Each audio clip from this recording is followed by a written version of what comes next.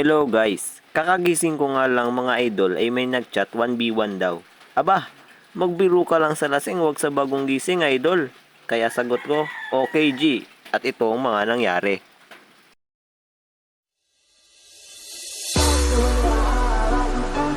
First game pa lang mga idol ay hinaras ko agad siya para makalamang ako sa goal. At dito ay napitas ko nga siya, pero napitas din niya ako. That is Monko.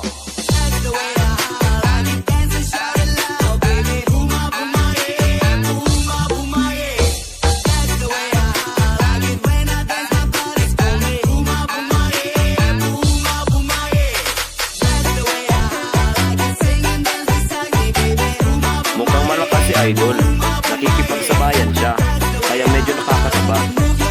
Konti pa lang kasi matches ko kay Joe.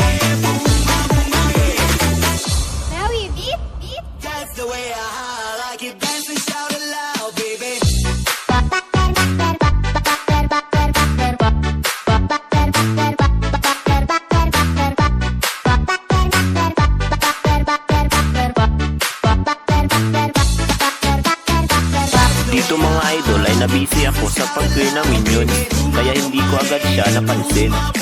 Kaya dito, nabigyan tayo.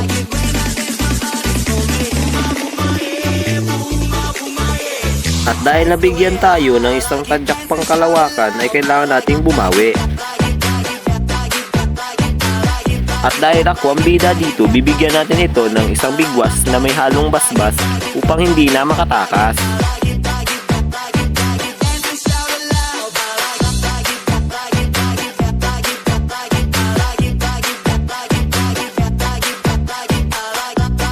Sa bawat saglit na aking pag-clear ng mga minions at repolyo ay nakakalamang na tayo sa gold. At dito mga idol ay nagkamalit ako sa pagpindot ng flicker.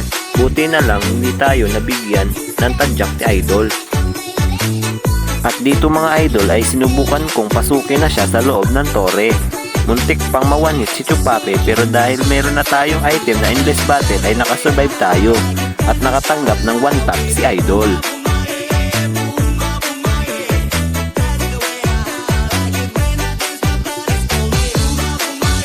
At dito naman mga idol ay muntik na tayo mabigyan uli.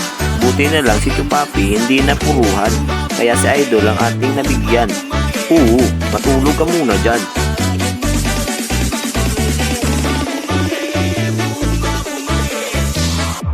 Balak ko sanang gawin yung favorite spawn trap ni Idol Vintizi, kaso wala pala tayong flicker. At sa parte na to ay pinakitaan tayo ng flicker at sipa ni Idol. 50-50 na buhay natin, pero nagawa pa rin natin mag-TP sabay sipa at mapitas si Idol.